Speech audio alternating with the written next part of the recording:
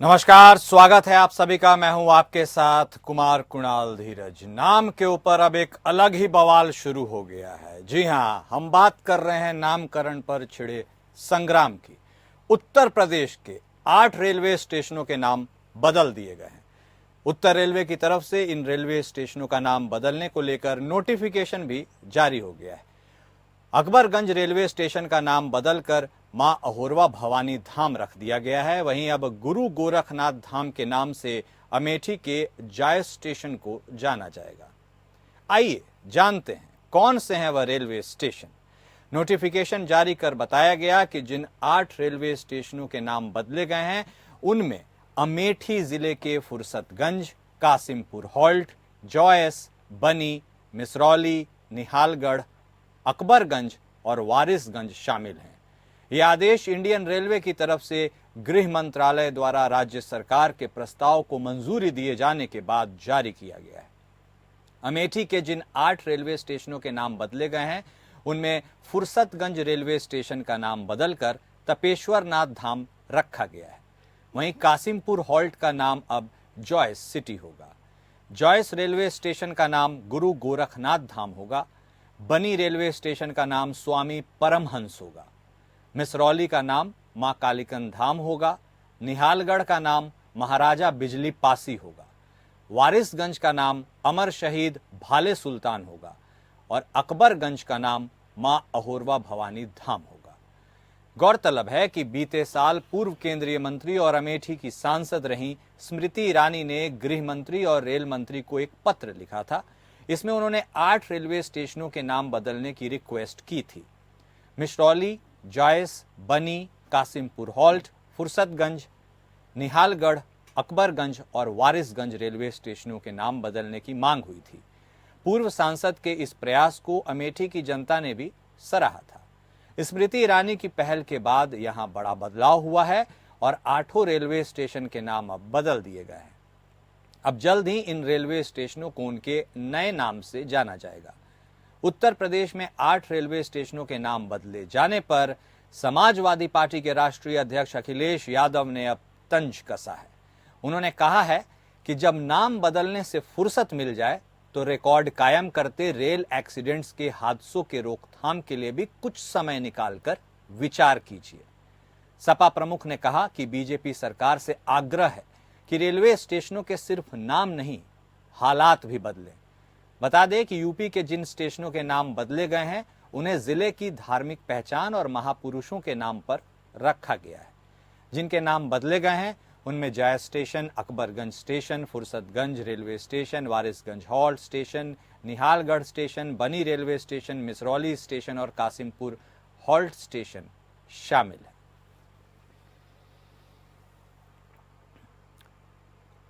और नाम जो बदल गया है, इस नाम के ऊपर जो बवाल छिड़ा है और इस नामकरण पर जो संग्राम छिड़ा है, इस पर बातचीत करने के लिए हमारे साथ हमारे 2 खास मेहमान जुड़ चुके हैं। बीजेपी की तरफ से डॉक्टर विजय खेरा साहब जुड़े हैं, तो वहीं समाजवादी पार्टी की तरफ से प्रवक्ता अशोक कुमार तिवारी साहब भी हमारे साथ जुड़ गए हैं। आप दोनों खास मेहमान का स्वागत है सर हमारे आज के इस चर्चा में। और इस चर्चा को आगे बढ़ाने के लिए सबसे पहले डॉक्टर विजय खेरा साहब, आपसे एक स्पष्ट सीधा सवाल। अमेठी जिले को ही क्यों चुना गया है उनके 8 स्टेशनों के नाम बदलने के लिए? विजय खेरा साहब। मैं हूं क्या? लाइन पर चला गया शायद। खेरा साहब, आप सुन पा रहे हैं हमें? मेरे ख्याल से मैं हूं क्या? लाइन हम सुन पा रहे हैं हमें। आप खेरा साहब, क्या आप हमारी आवाज सुन पा रहे हैं? वो कह रहा है bean is not online. चलिए ठीक है, हम खेरा साहब के पास दोबारा जुड़ेंगे, लेकिन हमारे साथ अशोक कुमार तिवारी साहब भी बने हुए हैं। अशोक कुमार तिवारी साहब, आखिर बीजेपी की तरफ से यह उठाया हुआ कदम और जो अमेठी जिले को इस बार चुना गया है, 8 रेलवे स्टेशन के नाम बदल दिए गए हैं, इस पर आपके पार्टी प्रमुख की प्रतिक्रिया तो आ गई है। आप अपने विचार पार्टी के विचार की तरफ से भी साझा कीजिए और यह जो नामकरण का सिस्टम चालू हुआ है प्रधानमंत्री मोदी के सरकार में, उसके ऊपर आपके विचार क्या है? जी, सच्चाई सामने है। खिसियानी बिल्ली खंभा नोचे। किसियानी बिल्ली खंभा नोचे, ये कहावत जो है भाजपा पर सटीक साबित होती है। जब 24 में बुरी हार हारे हैं, बुरे तरीके से हारे हैं, मोदी जी तक की जीत का अंतर काफी कम हो गया है, राजनाथ सिंह के जीत का अंतर कम हो गया है, पूरे उत्तर प्रदेश में हमको वोट मिला है और पीडीए का तो बचा के वोट मिला ही मिला है, सर्वजन समाज का वोट मिला है, हमें अगड़ों का भी वोट मिला है। सच्चाई ये है क्योंकि इनका शासन व्यवस्था फेल है भाजपा की, भाजपा पूरी जनता के लिए बेकार है। महंगाई जिस तरह से बढ़ी हुई है, बेरोजगारी जिस तरह से बढ़ी हुई, किसानों की जो हालत कर दी है इन्होंने, 4 साल की नौकरी सेना में दी है, जनता हताहत है, जनता बिल्कुल इनसे दूर हो गई है। आज ये खाली हाथ है, जब खाली हाथ है तो किसियानी बिल्ली खंभा नोचे, स्टेशनों के नाम बदल रहे हैं। अरे अगर आपको कुछ करना ही है तो जो इतनी भीषण एक्सीडेंट हो रहे हैं पूरे देश में, रेल के एक्सीडेंट की संख्या बढ़ रही है लगातार, उस पर काम करिए।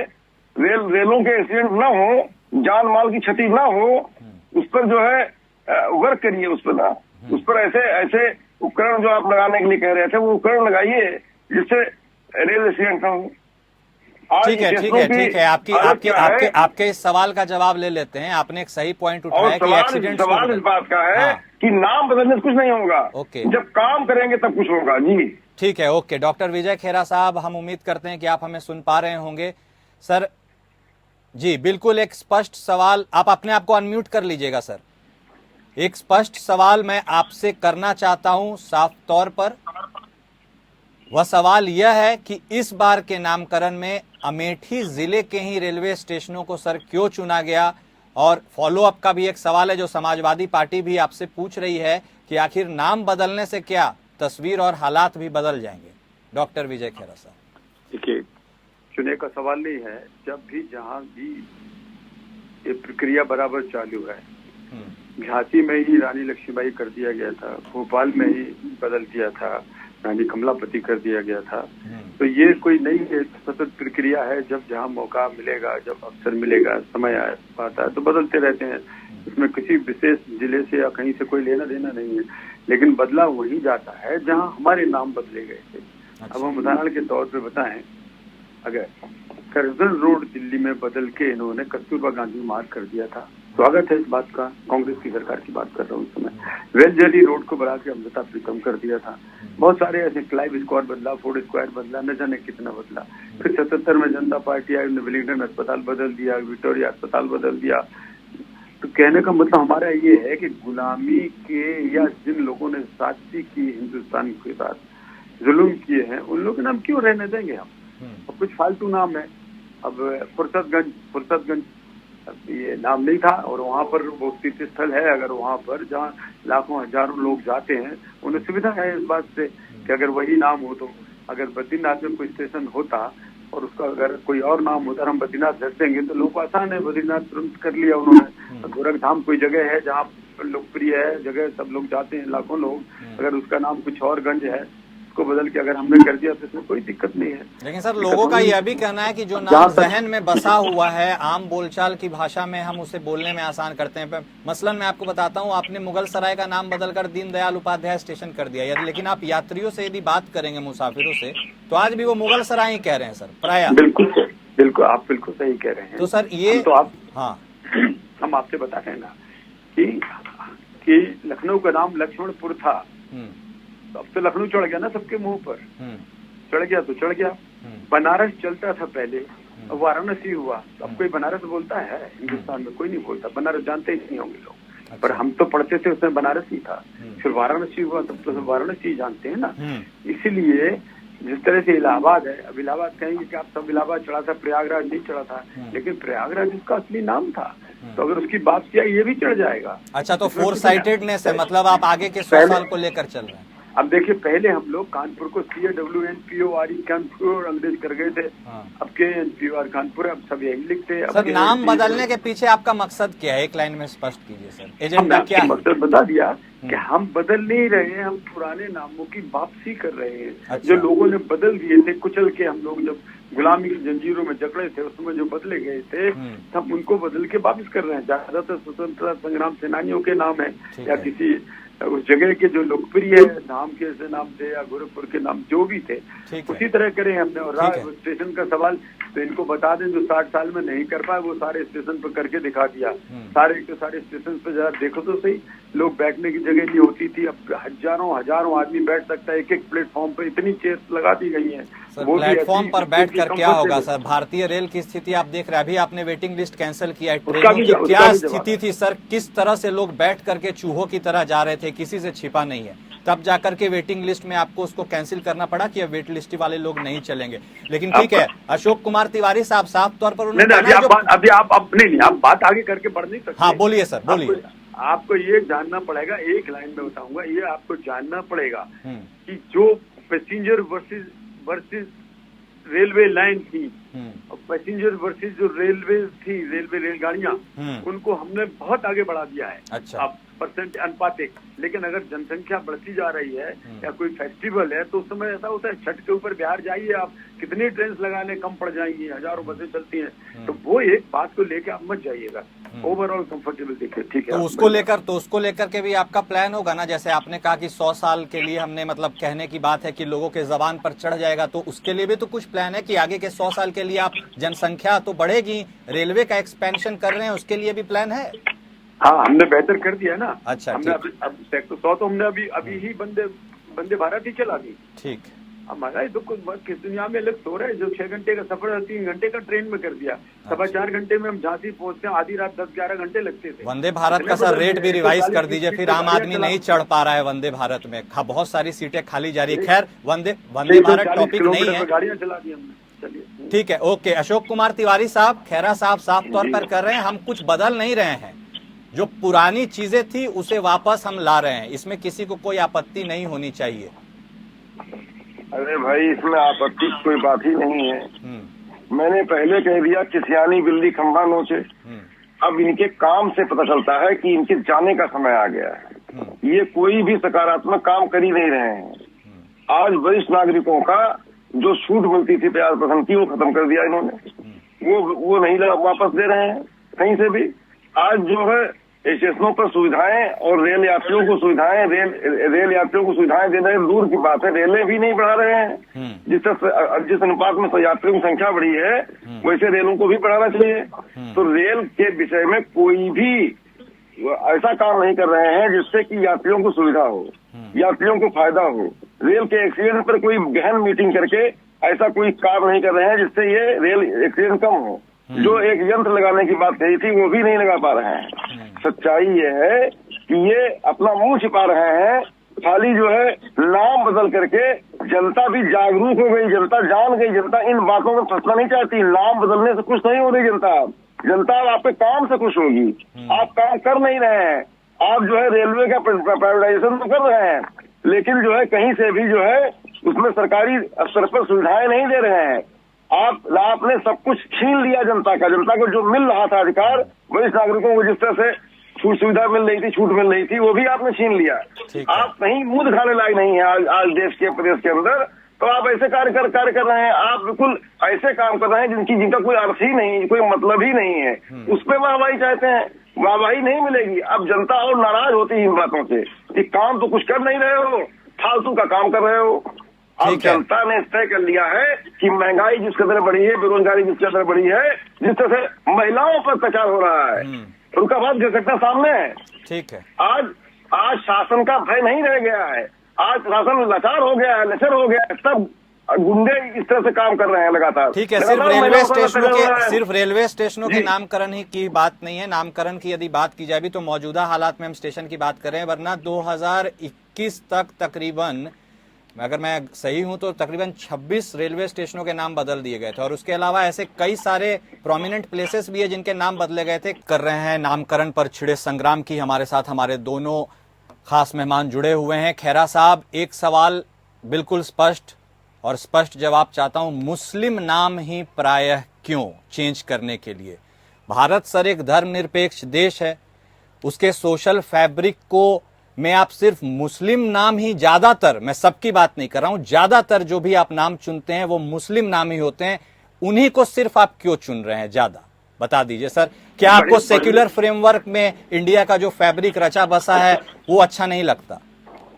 बढ़िया प्रश्न है आपका, अवश्य उत्तर सुन लीजिएगा जी। आजादी के बाद हमने अभी आपको 1 दर्जन नाम गिनाने वाला था। हमने अभी आपको बताया लॉर्ड कर्जन रोड क्यों बदला, क्लाइव स्क्वायर क्यों बदला, विक्टोरिया हॉस्पिटल क्यों बदला, एल्किन हॉस्पिटल क्यों बदला। आपको मतलब मैं कहाँ तक गिना सकता हूँ आपको, एंडलेस, वेस्ट दिल्ली रोड क्यों बदला। ये जितने जनरल थे ब्रिटिश हुकूमत के समय हमारे यहाँ, उन सबके नाम आपने बदल दिए। क्या जरूरत पड़ी थी कांग्रेस को बदलने की? तब इनको याद नहीं था कि क्रिश्चियंस के नाम है, इनको नहीं याद था, बदला इन्होंने। क्यों बदला? कि हमको क्रिश्चियन मुस्लिम से लेना देना नहीं है, हमको लेना देना था कांग्रेस को। सरकार में भी यही हुआ, नेहरू जी के समय, इंदिरा जी के समय ये सारे के सारे नाम बदले गए थे।